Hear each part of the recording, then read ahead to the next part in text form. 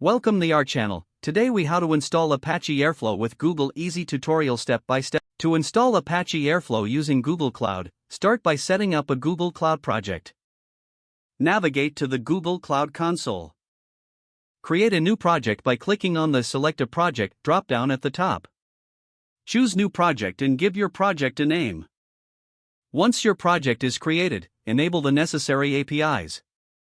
In the search bar, type Cloud Composer API. Click on it and then click Enable. Now, navigate to the Cloud Composer section from the click Create Environment to start setting up your Apache Airflow instance. Fill in the environment name and select a region for your Composer environment. Choose the necessary configuration settings, such as machine type and disk size. Click Create to deploy the environment. This may take several minutes, so be patient. Once the environment is created, navigate to the Airflow web interface. You can find the link in the Composer Environment Details page. Make sure to configure the necessary IAM roles for user access.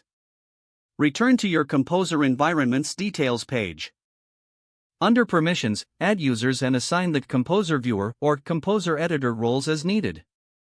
To start creating your workflows, access the Airflow web interface. Now, you can begin creating DAGs using the Airflow UI or by modifying Python files directly. Upload your DAGs to the Google Cloud Storage bucket associated with your Composer environment. If needed, you can set up a local development environment for testing. To do this, install Apache Airflow on your local machine. Ensure your local environment matches the version running in Cloud Composer. You can now develop and test your workflows locally before deploying them. After testing, simply upload your DAGs to the cloud storage bucket. Congratulations, you have successfully installed Apache Airflow with Google Cloud.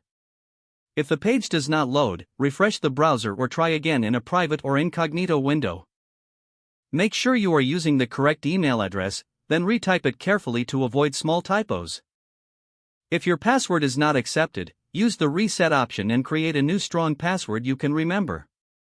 Don't forget to like this video and subscribe to our channel for more step-by-step tech guides.